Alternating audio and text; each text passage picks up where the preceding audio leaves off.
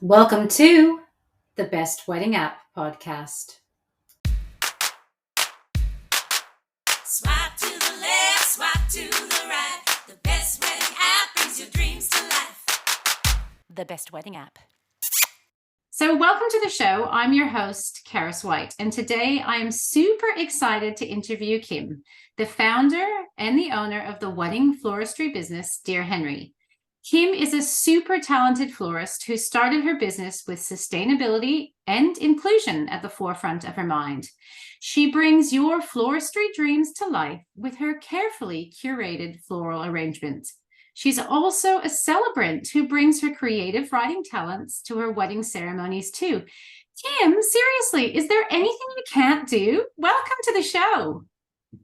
Thank you so much for having me. Such a pleasure.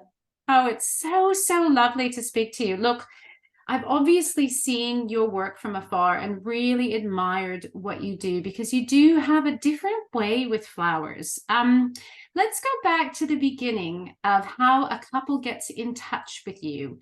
Can we talk through that sort of quoting process? So let's maybe break it down to seasonal.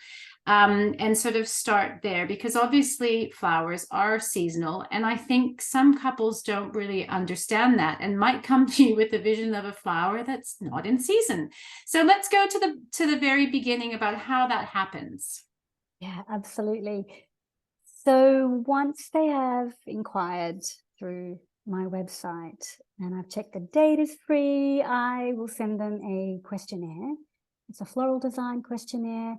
And from the information that they provide on that, I will tailor them a quote and I'll create a custom design mood board. And that is the starting point for a consultation process where we will go back and forward to really refine, to a point, refine a vision, an idea that is, I guess, relating to that quote. But absolutely, everything is so seasonal, things are temporary. People are often booking 6 to 12 months out. And so by the time we get closer to their date, their vision may have changed, or the dahlia season, like for example, this last season, the dahlia season was quite slow to start. So about 4 to 6 weeks out from their date, we will revisit that the quote and the mood board and make a whole lot of refinements. And that's often based on seasonality as well, of florals, and any changes that the couple have made along the way to their vision and what they're really wanting out of their day. Oh my gosh, that's incredible. To be honest, I actually didn't really think about the fact that flowers might be earlier, flowers might be late, which is, I mean, we're coming into some really odd last few years weather-wise. So, for example, the Melbourne Cup, I remember them talking about trying to make the roses bloom. And it was really difficult last year because we had had such a wet season. Yeah. Do people come forward to you with Pinterest boards? Like, do they most often send you a, hi Kim, can you quote us on 4 bouquets and 6 buttonholes? But how does that, what do you prefer? They will almost always have a Pinterest board, or at least some images that they've collected, on their phone, and they will send them through. And that's my absolute preferred way to start if they've got a vision, because at least I can see that way what their vision is, and we can really go from there with a clear idea. Just thinking about what you said before as well, sometimes they will have a spring wedding, but they might have a whole lot of Pinterest images that are featuring flowers that are sourced in autumn. And so we can just have a conversation about that, and I can make recommendations for other florals that will have, I guess, it's about evoking a particular mood or feeling. So what's available at this particular time of year that will achieve that. And I think that's so important because one of the weddings that we did together recently was at the Panama dining room, and it was so beautiful and light, and it almost had an air of spring about it, although of course it wasn't spring. talk me through that feeling, because I think sometimes people don't really understand that when they say flowers, they just think pretty, but they can hit you in the face and sort of transport you to another place in the world, really, when you walk into a room. Yeah, let's have a little chat about that. So Panama dining has the most incredible light that comes through their arched windows. And because I've worked there enough times to know how that light works at that time of day, we custom designed a floral that was to adorn the arched window and to be the backdrop for the couple who were getting married. But we also made a smaller floral that sat on the floor that just caught all that light streaming in through that window. And we used a lot of airy florals like cosmos, which just is the most magical, ethereal bloom when the light is hitting it.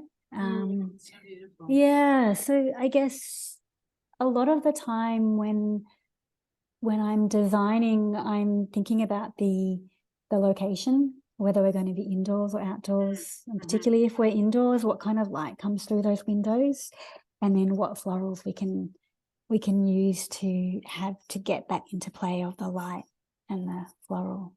For sure. And I think, you know, sometimes couples will say, oh, you know, I don't want to spend a lot on flowers, but they don't take into consideration your knowledge of the venue, etc. You know, you are creating something really beautiful and visual, and it's different for every venue. And so if you haven't been to that venue, well, you either have to go there or research it so you know what you're getting into. Also what time of year it's going to be and what the temperature is going to be. You know, some flowers don't stand up very well. Well, none of them do Right. in, you know, 42 degrees. Absolutely. So do you, like, let's talk about that. Do you alter maybe what you would do a couple of days out if we're gonna get smashed with a super hot day? Do you contact the bride and go, oh wow, this is not going to work, those flowers are going to last 2 minutes in that heat? Yeah, absolutely. I mean, look, I think that if it's so hot, I definitely have had couples choose to move their ceremony to undercover, like there might be a terrace situation at the venue, or even into inside, because they may have, for example, guests who are quite elderly and they are thinking of the comfort, I guess, of their guests. That doesn't always happen, as you will know. And sometimes you are out there in the we always go hallelujah when they decide to move it inside, but when they don't, we go, okay. Oh my goodness. And I have, in my celebrant role, I have sweated it out a few times. And just, you know how it is when you're trying to hold on to the Kindle and you think you're going to drop it, because anyway, I digress. I would say that if you're out in the middle of a field and it's a 40-degree day and it's 3 p.m, there really isn't much you can do. So if the couple are absolutely still having their heart set on having their ceremony outdoors, regardless of the design, if there's no shade in that area, it's going to be tricky. One of the great things about my approach with flowers in general is that we will always have a water source for everything. So I don't work with any floral foam just because of the sustainability values that I have. So the mechanics of an installation will always include water sources all the way from the top down to the bottom. Okay. Amazing. And even we will put individual stems into water picks, and that creates a really good water source. So the flowers are definitely drinking. They'll have been processed and conditioned ahead of the event day. So that's one of the things that we do as florists, to condition them, and they can drink a lot of water leading up to an event. So it's very different from just, I don't know, going out and cutting some dahlias from your garden and taking them straight to the venue. I don't even know anything about conditioning a flower. So we condition them, and then they drink at the ceremony. And oh my God, what? Just like us? Yeah, pretty much. And we have some quite large spray bottles, 1 litre to 2 litre spray bottles in our toolkit. So once we've done an installation, we'll give the whole installation a really good spray. Okay, wow. Timing is really important. So if it's 40 degrees and we, out in the middle of the field in the sun, we will leave it to the absolute last minute to get that install done. So these are all the things that we can do to, I guess, maximize the longevity of the flowers. Sure. But yeah, if it truly is 45 degrees, that's a really complicated scenario. And we really hope that the couple will move then. So many we pray, we all pray, and we pack a hell of a lot of sun cream because we all don't have golden, beautiful skin like you. Some of us are pale as ghosts. So Kim, I know that you follow sustainable practices, and as we touched on, there is floral foam going around. Can you talk me through what your sustainable practices mean? Yeah.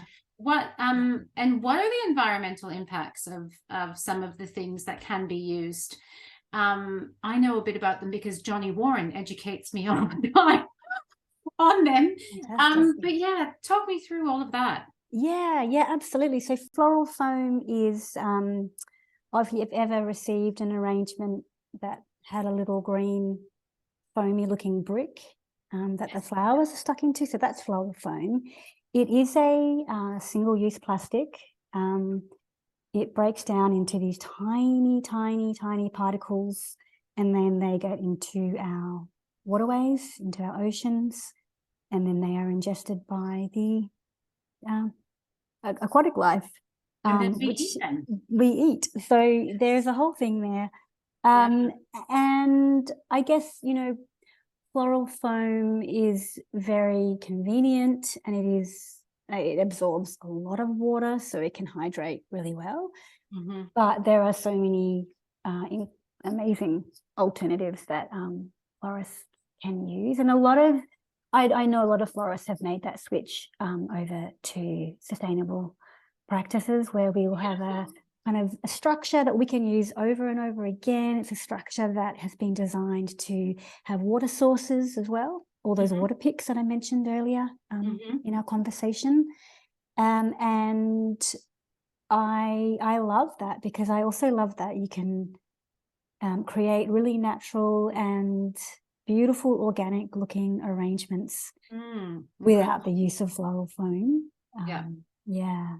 And it's so important. I mean, we all need to be so mindful of what, I mean, I've stopped using those facial cleansers that have those little beads in them when I found out, back 7 years ago, I wouldn't have even sort of thought about the fact that would be a really big environmental footprint. Can you talk to me about manipulating flowers? Because obviously, I watch a little bit of TikTok, etc. And it is pretty incredible what you can do with flowers. And to be honest, I would have never thought about that before sort of seeing a video of it and being completely stopped in my tracks by flowers are already beautiful, but gee, you can make them even more beautiful. Absolutely. Yeah, so you can manipulate flowers. You can flip or reflex roses by turning their petals outwards to give them a more full and ruffled appearance. It's a beautiful thing to do with a rose. And tulips, you can do that too as well. You can open their petals right out. And time consuming, I would imagine. Like already a floral arrangement is super time consuming, but something like that is not going to take you 2 seconds. That's right. And you're working with hundreds and hundreds of roses or tulips or another particular product, but the end result is absolutely stunning, and it's completely worth it.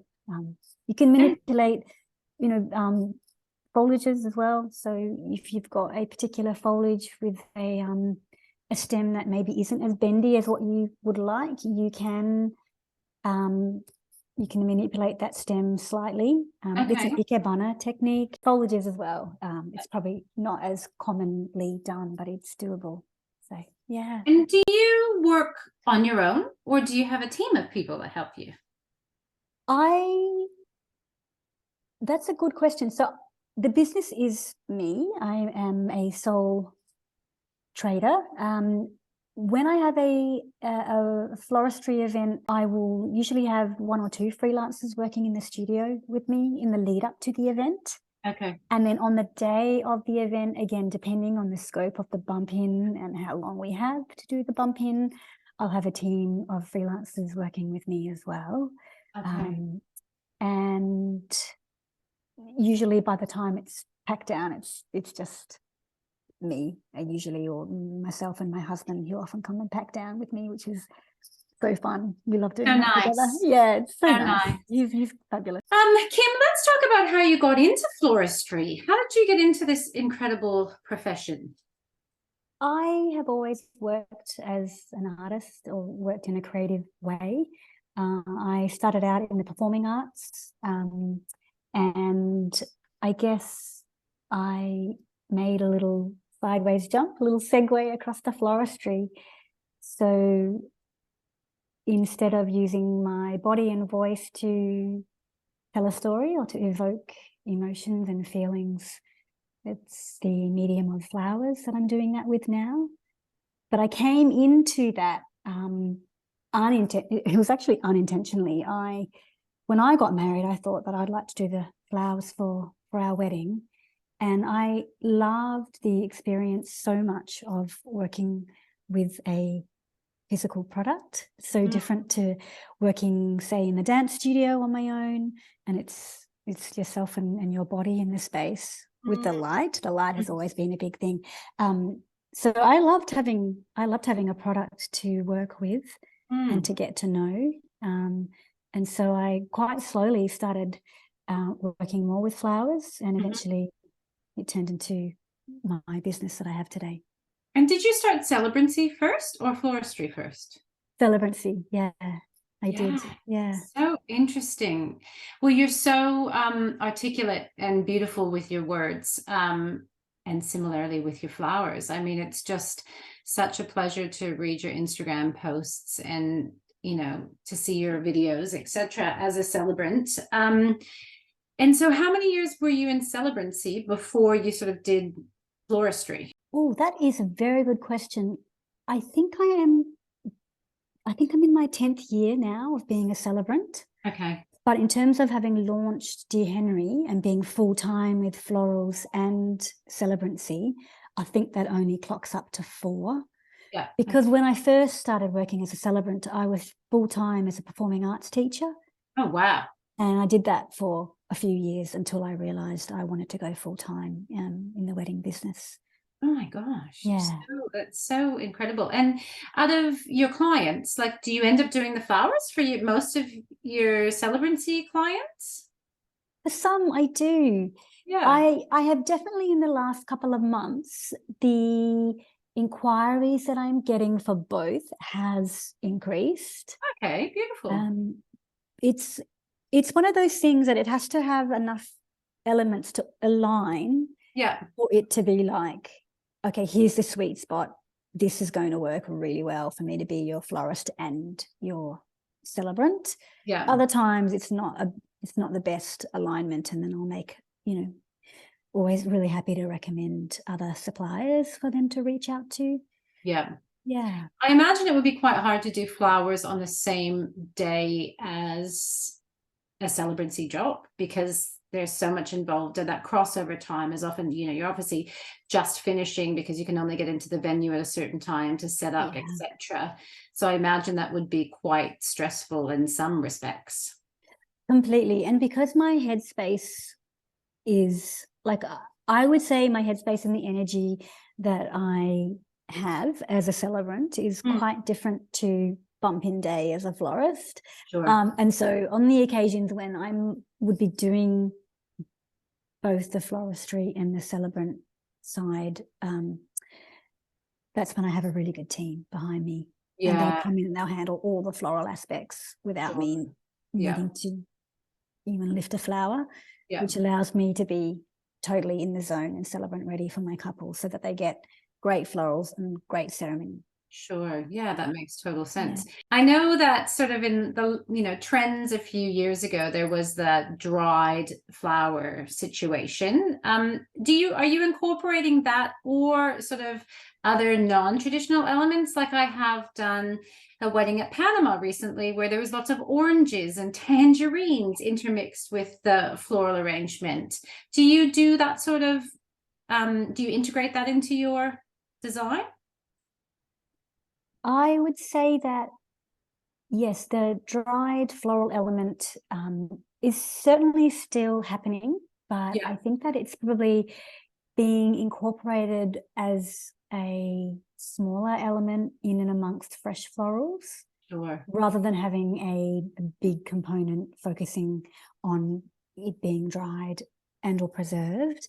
And yes, fruit and vegetable styling is a very big thing at the moment, and can create a really, incredible pop of color. It can bring a really unexpected or sculptural feeling to an Yeah, arrangement. sure. Yeah. Yeah. Yeah. Do you often suggest that people take the flowers home? I love that sort of pack up situation where you have the brown paper and a little bit of twine and you sort of wrap it up and everybody gets to take home something. Is that the norm? Are you finding that people are doing that? Or what are people normally doing with their arrangements at the end of the night? I love it when I go to pack down at the end and the flowers have all gone home with the friends and family of the couple. It makes me feel so happy because I know that the flowers that that couple have invested a lot into get to be enjoyed by everyone. Sometimes that will happen quite naturally at the end of the night. The wedding guests will simply reach into the vases and take out the flowers, and take them home. Other times it might be part of our bump out. So we'll come in a little bit earlier than usual for bump out.